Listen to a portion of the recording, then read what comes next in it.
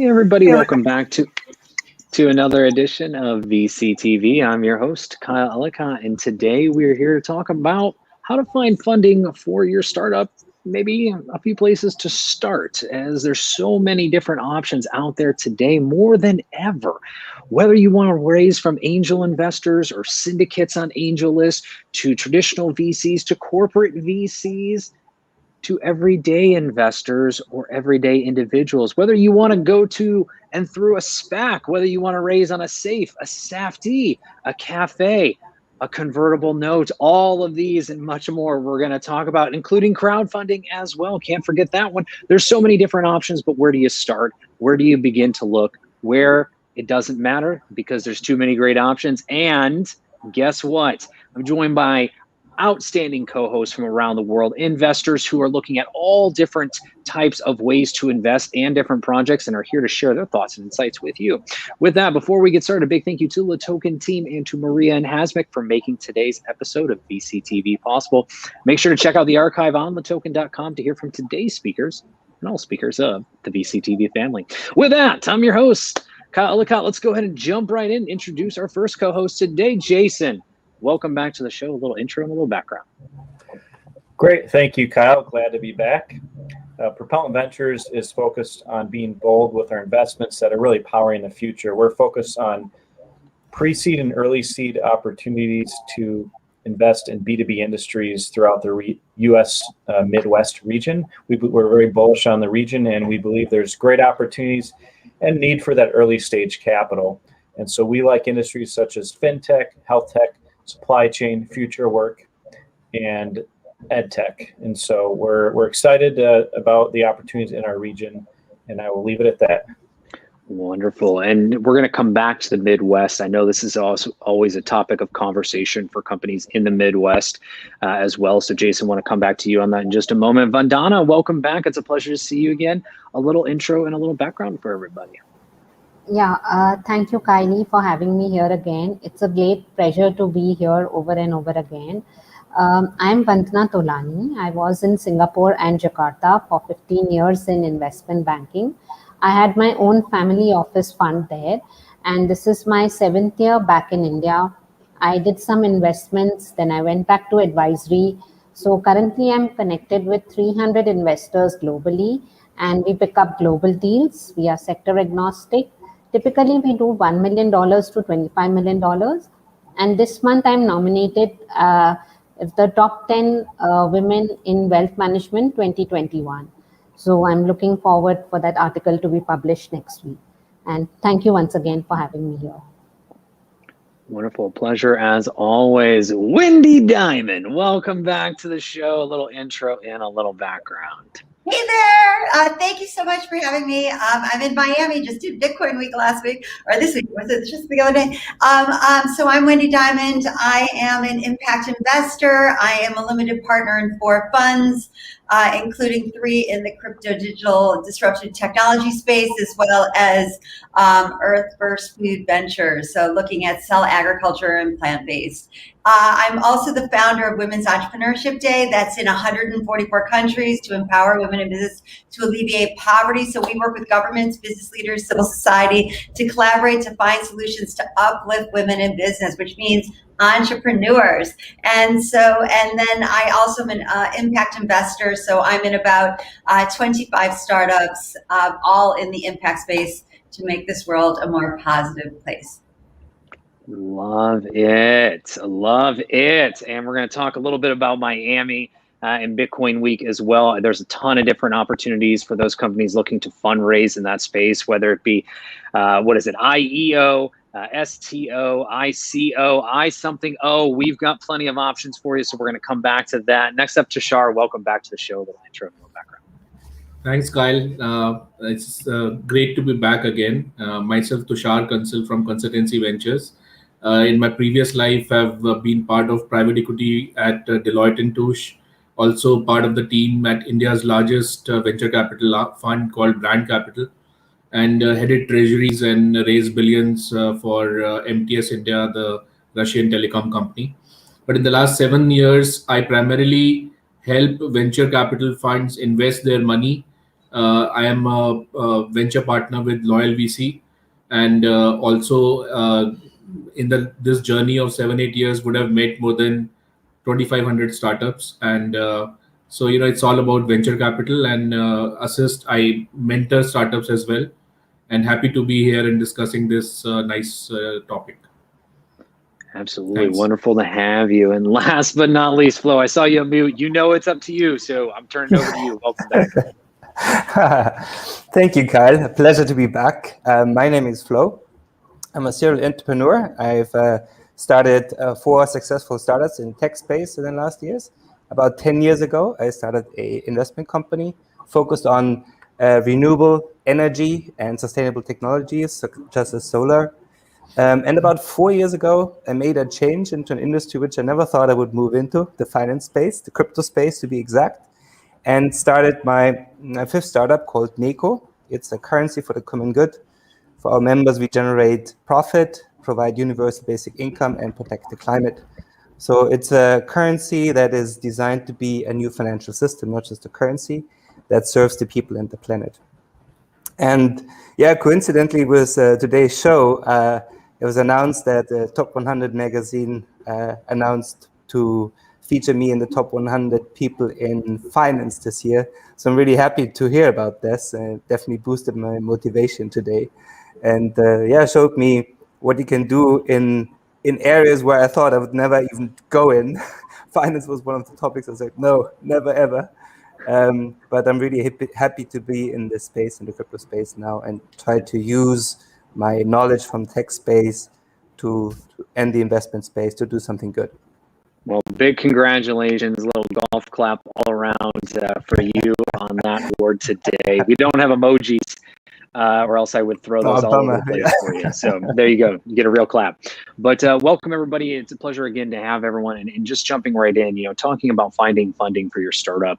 We want to make sure that there's plenty of opportunities and companies all around the world get the chance to see their dreams come true, or at least have the chance to see their companies through. But where do you begin?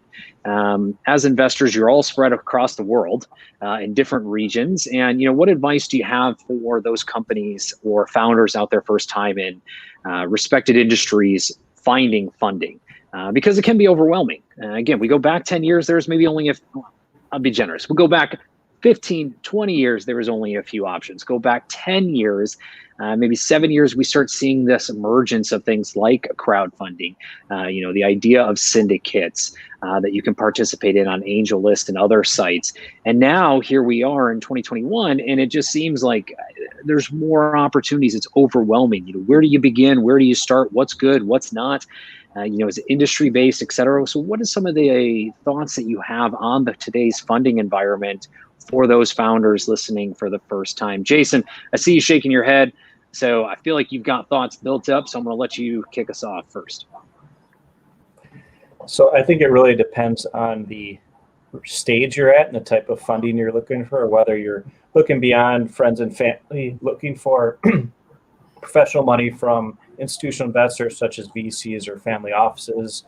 So I think it really depends what stage you're at, and then there's different options. But what it comes down to for me, and I believe it's a relationship process, you still need to have those relationships to get in front of investors, especially if you're looking to get in front of angel investors. You still need to get those good introductions from trusted sources, whether it's an attorney, an accountant, a banker, another entrepreneur, someone in your family. You still want to work those relationships to get in front of those investors. There are all these tools out there, of course, to find people, but ultimately, I personally believe it still comes down to the relationship. With all the activity and the online activity there these days, you can definitely find investors at virtual conferences.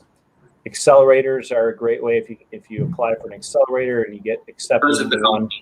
Some of those accelerators do provide funding, and then many of them, if not all of them, are going to provide access to investors. So that's an option. But ultimately, it comes down to the relationships. Look for pitch events as well. There are a number of online pitch events where you can meet investors. You can apply to put your deal, your opportunity on AngelList or other sources like that where there are investors. But I still believe you need to market yourself and get yourself in front of the investors. If you build it, they may not come. You have to be proactive and market it. So if you're on a crowdfunding site, you have to be actively promoting it to people. About 70% of the work needs to come from the team to get people interested in what you're doing. If you put it on those sites, people may or may not see you unless you're proactive about it. So do your research, though, and make sure that you understand what type of investors are on those platforms, or really just who you need to get in front of, and leverage your network. Find connectors to get you in front of some of those investors. It's great advice. And Tushar, I see you shaking your head. I see shaking heads all around. So Tushar, I'm coming to you next. Any thoughts to add on to Jason's point? But again, your perspective as well. I mean, running one of India's largest investment funds and others. I mean, what advice do you have for those startups that are out there, or founders that are starting to look to find funding for their company? I feel that if you are trying to learn the venture capital, how to nail it from the fund guys itself, then you'll end up facing a lot of disappointments. So what I mean to say here is that you can meet them in conferences, you can hear them on events, but if you go unprepared and you somehow get a meeting and then you are asking basic questions, I mean that's not the way. You have to have a very good internet presence. The first 10 or 20 searches on Google should tell the investor who you are, what are you passionate about, what you blog on, maybe some videos, and your website should be quite proper. And apart from that, most important for me is, to see a guy who, who finds a maybe in a no and a yes in a maybe.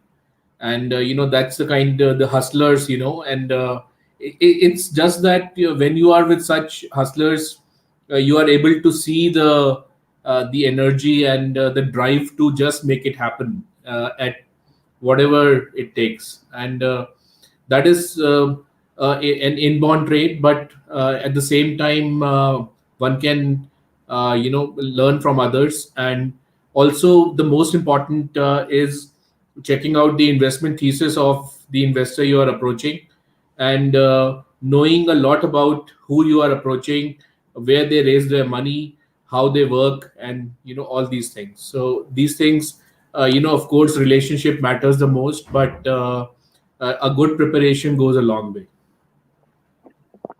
You bring up a good point there, preparation and knowing your investors that you're talking to. And this is something that I feel typically falls short. As investors, when we go out to raise a fund, we want to get to know the potential limited partners that are going to be a part of that fund, right? Who they are, and vice versa. So they're asking us questions as we're asking their questions. And sometimes founders don't necessarily feel they can do the same, right? They're sitting in a room with investors being asked questions, but don't necessarily feel the script can be flipped. And I think you're bringing up a very good point. I know Wendy's going to comment on this here in just a second, but you should flip that script. And you should, as a founder, feel that you can ask questions to the investors that you're talking to, because you should get to know them. It's something you're going to be in a relationship with for 5, 10 plus years as well. Wendy, any thoughts to add, and your thoughts in general on finding funding? You're in some very unique industries too, so that's why. I mean, pets, food, blockchain, and crypto. So that's my career, all over the place. So I think there's no better time in history to be an entrepreneur. There are so many opportunities out there to get funding. But my first thought, when looking and doing a startup, is that you really need to create that team. And, if people really are so passionate about people that are passionate, right? Like, and if they have a cause, and I'm very into impact and anything that's going to make this world a more positive place. So I feel, really finding advisors that can advise you through this journey. And when looking for funding, I mean, there has never been more opportunity for funding. I mean, I just got off the phone this morning with Congresswoman Grace Meng, talking about USAID and a lot of the grants that are available through the U.S. government. But governments around the world now have opportunities and incubators that they've set up to support entrepreneurs, and especially women. There's a lot of women initiatives.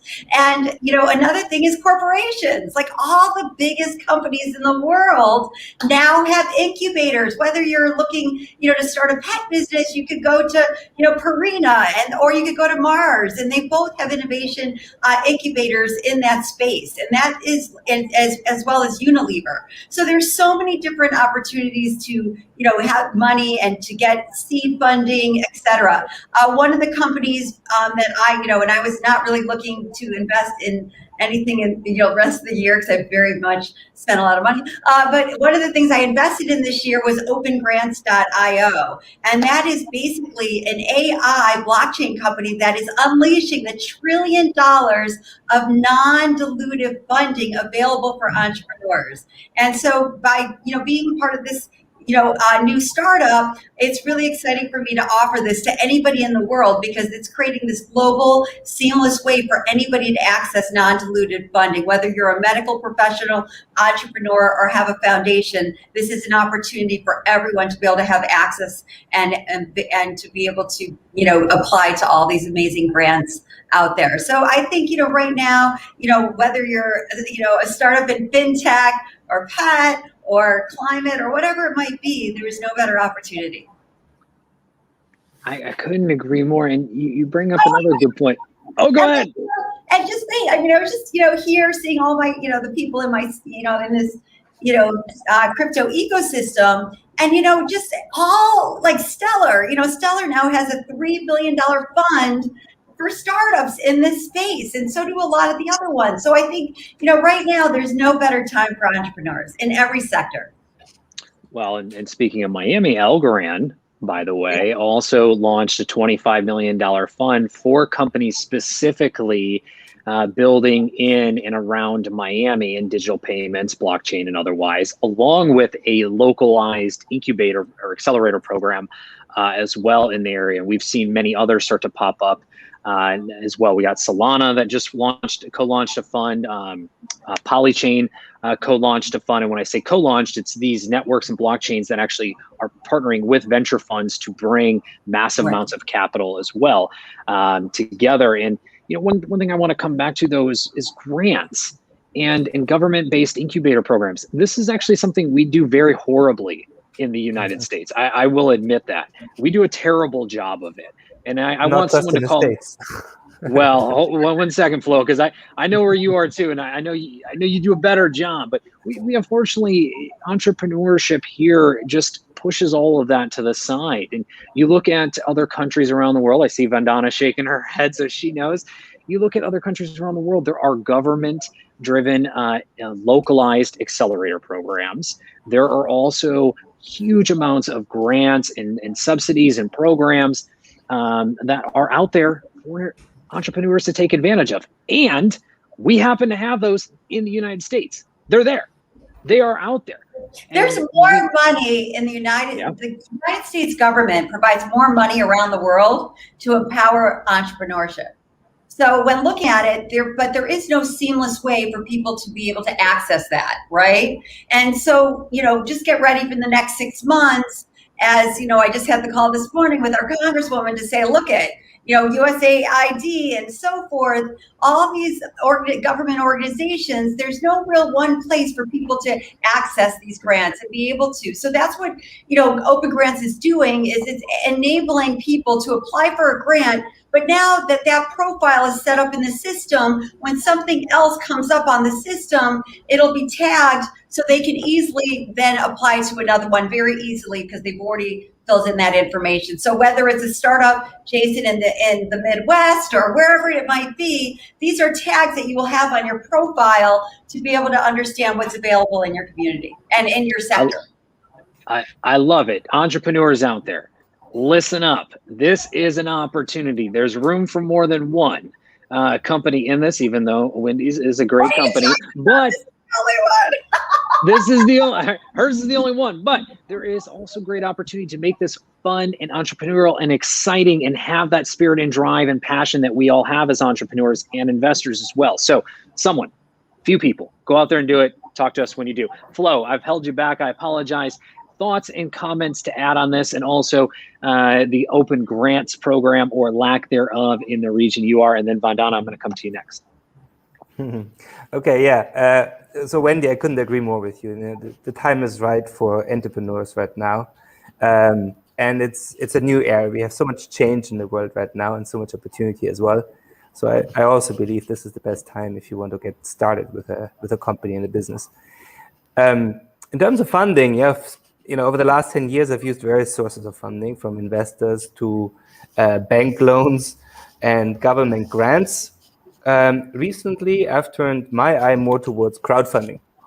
This is how I funded my fifth startup now, because it has a few advantages over investments. You have a crowd, a group of peer support, and you don't have to find big investors, but you find a lot of people.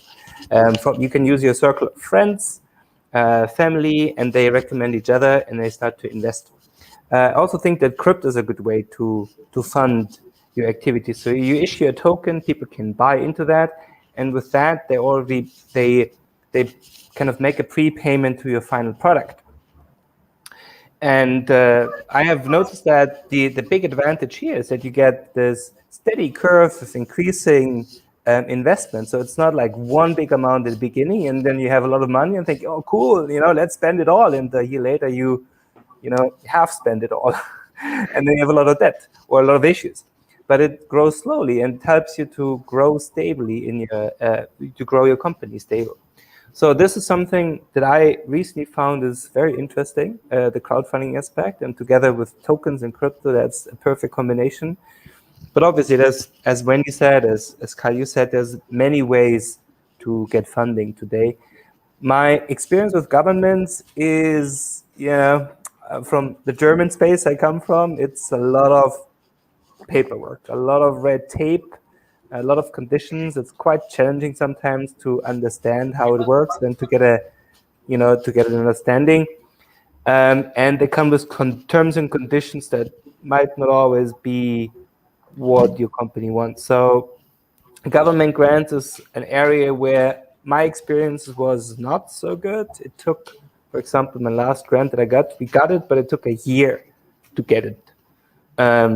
And so that's something, when you start a new company, you need something faster. You can't just wait for a year and not knowing if they are still processing it or not. So government fundings, they are available, but in my impression, they're quite complicated sometimes to deal with. And so crowdfunding right now is my preferred option, where I put most of my effort in and where I really believe the future will be more and more. And I absolutely agree. I mean, in the States, we went from just over 1.1 million, 1.5 million, up to 5 million that you could take as a company in from non-accredited investors, which increased that crowdfunding ability. But also, crowdfunding provides great market validation. It's something not to forget. In that process, is that you can find not only the crowd, but your potential first customers. You can understand more about your customers through a crowdfunding effort or through a crowdfund raising. So we'll kind of separate those. Then you might have otherwise just through opening up a Shopify e-commerce site and just say, let's go. It gives you real market validation to whether or not you're building something that is sustainable or if it's just a one-off product. And then from the investor side, you get a chance to meet great investors. 6 of us here can invest in a company right now in one of the countries that none of us are in. And you now get access to us 6 and the resources, the knowledge, et cetera. I mean, it's really powerful in many ways. So thank you for bringing that up, Flo. And Vandana, I mean, you've invested in many companies. You've got all these relationships. You're based in Singapore and Southeast Asia, traveling all over the place. Anything else to add to all that we've discussed here today and just your thoughts in general on finding funding? Yeah, definitely. So when a company comes to me for funding, I always tell them to have the right kind of pitch deck. An investor doesn't spend more than 90 seconds on a pitch deck. Have a video pitch deck, have your financial models and valuations in place, have a proper team with complementary skills, have a marketing team, have a operations team, have a finance team, which complement each other. The founder also needs to have the drive to, take his company forward. Having a disruptive technology works very well. Not only that, having a CFO and advisor on board helps the founder to reach the goal really fast. Having the right kind of investment banker, because they know and which is the right investor for the company. Not only that, they also have good relationships with the investors. And in investments and finance world, as you might understand, it's all about relationships. So, and reaching to the right kind of investor really helps. That is one thing. Apart from that, what is it that is the fund usage? Are they using it to burn the investors' money, or they are using it to multiply it and make a difference? So I think these factors are really important when we pick up a company. Agreed. Wendy, coming back to you. You were in Bitcoin Miami this last week. I want to come get a few questions on you here. So Bitcoin Miami, tons of activity, tons of announcements. I think I tracked about maybe 7, 8 different funds that were announced in the area. I mean, it was just crazy and exciting. Is blockchain and crypto, I mean, is this the moment? Are we seeing a ton of funding? And if so, for a company building in that area, does it matter where they go? I mean, should they be going with something like a localized city-based program? We'll call out Algorand, or someone like a project-based fund, so like Solana or Polygon and others that have co-invested, or to just any-day investors. What are your thoughts for those, or even going into the STO, ICO, IEO, the 3-letter acronym for any way to raise based on a token? What are your thoughts on that industry and kind of what you saw over the last couple of days at Bitcoin Miami? Well, so, we all hear Bitcoin Miami, we hear about Elon Musk, we hear about all this stuff, right? And what I found being in Miami was just incredible. Like the most wonderful entrepreneurs working on such innovative companies that, whether it was, regenerative agriculture, or it was energy, or, and I feel like, you've got to be really careful, when you start looking at investments, because you really need to understand, like, whether it's Solana or Polygon, it's about building on those platforms, right? And so I think, when you're going to raise money, again, I think, entrepreneurs really have to look at, who are the funds and the investors, a little bit, what Tushar was saying is, who are the funds and investors that are more appropriate for what you're doing and that can give you really better guidance in raising money once you get them on board, right? And finding those advisors to guide you through that, because I really believe, you meet all these people and they're going all over the place, and they're, and a lot of them are not structured to be able to present to investors. And, when you're presenting to investors, they don't have a lot of time. They want to see, the financials, they want to see your pitch deck, and they want to see the story that's really easy to understand, because, there's a million deals out there, right? And so I think, if you're looking at, raising money in the blockchain space, look at, whether you want to build on Stellar, whether you want to build on Ethereum. There's so many opportunities and a lot of funds in those spaces to help you. But again, it's about what is the right technology you want to use in your company in doing so.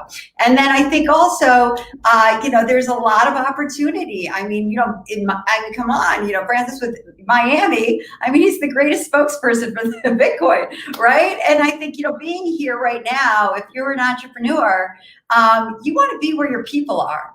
And everybody here is super passionate. There's a lot of startups. There's a lot of, co-working spaces in the blockchain space here, and opportunity. The Wynwood area is really one of those areas. The little Havana is really, kind of a little Haiti is really happening in this space. So I think, listen, I'm in New York City right now. I'm in Miami, but I'm in New York City, and we have a huge ecosystem as well. So I think, wherever you are in this world, there's a lot of people, and I'm sure in Germany, and I know in India and so forth, that are in this space, and there's opportunities of meetups, et cetera, that you can work with a lot of different people, that there are a lot of investors in those groups as well.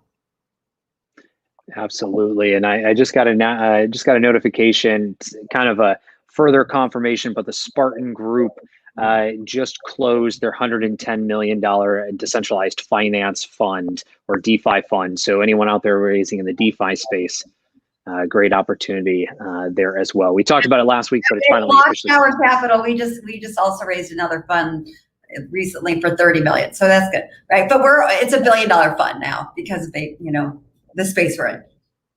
Point is, entrepreneurs, there's money. Go out there and get it. With that being said, Jason, is the future of fundraising in the metaverse? I mean, I think it's going to be there, but there's all kinds of funding, as we talked about. I think there are more opportunities now that things are more virtual and there's all these online platforms. So it's definitely an additional way to find capital. But I still think traditional processes and methods are still going to be important. The relationships, as I mentioned before, getting in front of traditional investors, angels, VCs, it's still going to really, I believe, require mostly a relationship that you have. But then there's these other solutions, as we talked about, crowdfunding or AngelList, other systems out there that you could get in front of new investors that you may not have that relationship or that introduction to meet those investors. But I just think the opportunities have expanded, but there's just, you can't say it's just going to be online. It's really going to be all over. I think there's just more opportunities. So it is a good time to be raising money because there are more outlets for sure, but still have to hit all the basics, good business model, good traction, good team, all the stuff that we talked about before. For those who may not be aware, 1 second, Wendy, if you haven't, follow Jason on LinkedIn and join his metaverse-based pitch sessions and start getting into the world of metaverse as well. So Wendy, go ahead. I apologize. You had a comment. I also want to say, 1%, that it used to be like 2%, but it's gone down because of COVID and the pandemic, that the funding of women, but there are so many funds and me personally, I love to invest in women founders, and there's so many funds for diverse founders. And every day, you see in the blockchain space, there are so many new funds launching for diverse founders as well. I couldn't agree more. Follow Wendy and all of us on social media to find out more about those funds, by the way, to those that are listening. Shameless plug, but very true, valuable for each of you as founders out there. Flo, as one of the top 100 voices and minds in all of finance and financial technology, I'm expanding the award as well deserved. Where do you see the future opportunities for those that may be building in fintech, whether it be centralized, decentralized, et cetera? Where do you see some of those opportunities that people can start building in that are necessary and we might want to fund? Yeah, I mean, crypto is a huge space that's coming up, and the magnitude of this industry is, if you imagine, this is the finance and tech industry coming together to one. So you have both sides. You can, on one side, we have blockchain, where new technologies are coming up. So as most of you know, I call it legacy blockchain implementations, like Bitcoin, are very slow, have some problems with performance and efficiency. So there's a lot more in terms of crypto platforms coming out. So this is a good space to be. Decentralized data management, tokenization from a technical perspective.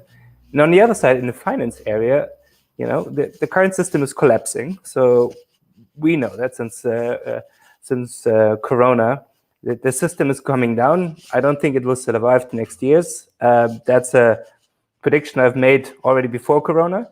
And I think this will happen. So we will see a complete shift from the fiat currencies into crypto. So right now, there's like 1,000 different cryptocurrencies out there. So the question is, how many will survive? And what will be the currencies for the future? So here it's really about what value does your currency deliver to the community? How can it replace an existing system like the fiat system? So I think that's a huge space. I mean, imagine the volume of that market. That's about, in fiat, there's like $90 trillion. in this space that over the next 10 years probably will shift into crypto. And just imagine that amount of money that comes in. So I think these are the two areas in crypto which are very interesting. And then in general, we have seen a lot of cryptocurrencies that are specialized on specific segments of the industry where they can deliver value, like tokens that are focused on medicines or tokens that are focused on social services. So I think the future will also have a few currencies which are very specialized on a topic, not just like a generic currency that everyone can use every day, but that have specific purposes for the specific areas and needs. So I think that's another space in the industry where there's plenty of opportunity in the future. And who knows what? Then NFTs, non-fungible tokens, where it's about art and music being tokenized. So again, plenty of potential out there. And the next 10 years will show which of these ideas will be valid. You know, there's so many out there right now. Of course, there will be a consolidation. We're already seeing this happen. It's like with the .com bubble. In the beginning, we had many current companies going online, but after a while, the market filtered out a few that remained, but they became some of the biggest corporates now around the world. So I think we will see the same or similar tendency in the crypto space. Absolutely. Excited to see where it goes. Well, everybody, we're coming to close here, so I want to come around for quick closing thoughts on where you can be found online. Vandana, let's start with you. Any closing thoughts to add on the future of fundraising and any advice you have for those entrepreneurs out there listening as quickly, and then also where you can be found online for further conversation? Yeah. Thank you, Kylie. The hot sectors that we look into are fintech, agri-tech, edutech, health tech, food tech. Last year, we had closed 4 deals when the lockdown had started. This month, I'm about to close 2 deals. So I think investments are happening. It's only slowed down this year more because of the cases increasing. And I could be reached at LinkedIn or my website, www.convanto.com. And thank you for having me here. Wonderful. Thank you. Jason, any closing thoughts? Where can you be found? Yeah, as we talked about, there are a lot more funding opportunities. Make sure that you find the right opportunities for your company. So do your research. Make sure you're talking to the right investors and the right platforms. Make sure it's a good fit. Take the time to do it. Otherwise, it's a waste of time for everyone. So with that said, you can reach me on LinkedIn as well as my email, jason@propellant.vc. And thank you for having me again. Absolutely. As always, Tushar, to you, closing thoughts, where can you be found? I can be reached out on LinkedIn. That's my name, Tushar Consul, and my company's name, Consultancy Ventures, or my email ID, which is tk@consultancy.com, or through my website, consultancy.com. We continue to look at different kind of sectors which came up in front after COVID happened. And now with the vaccines having rolled out and currently being rolling out, we are seeing a lot of money moving back to potential sectors which might come up fast and from their lows which they had reached. So we continue to advise venture capital funds and also startups to gain access to venture capital. Thank you, Kyle. It is always a wonderful time to speak whenever you are moderating. It's really fun and exciting. Thank you, Kyle. Thank you very much. I really appreciate that. Same in return. Flo, any further comment? Where can you be found? Yeah, thank you, Kyle. It was a pleasure being on the show today again. So thank you to all the participants as well for their contributions. Yeah, you can find me on LinkedIn, Flo Götte. I think I'm the only one with that name. And our website, Neco Finance, neco.finance. That's where you can find me. So reach out to me if you have if you're looking for funding, or reach out to me if you're an impact investor and want to support our cause as well, because we're still looking for more investors to help us grow our platform faster. With that said, have a good day, and looking forward to seeing you on the next show. Wonderful. Thank you. We're not done yet. We got one more. Wendy Diamond, close us out. Any closing thoughts? Where can you be found online? So you can find me at wendydiamond.com or LinkedIn or, any of the social media channels.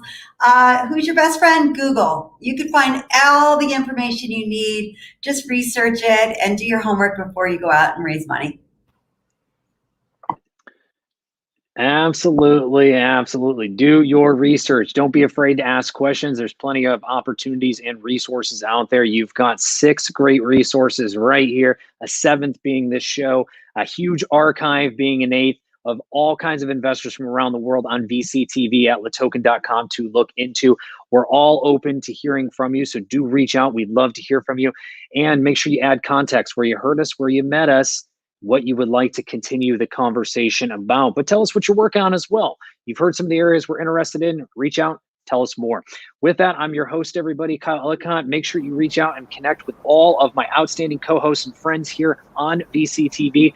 Big thank you to the Token team and to Maria and Hasmik for making today's episode possible. You can find me online and Twitter and everywhere else at Kyle Ellicott. We'll see you back here tomorrow for more VCTV. Thank you, everybody, and everyone have a wonderful day. Take care, everyone. Thank you. Bye, everybody. Bye. Bye. Good night.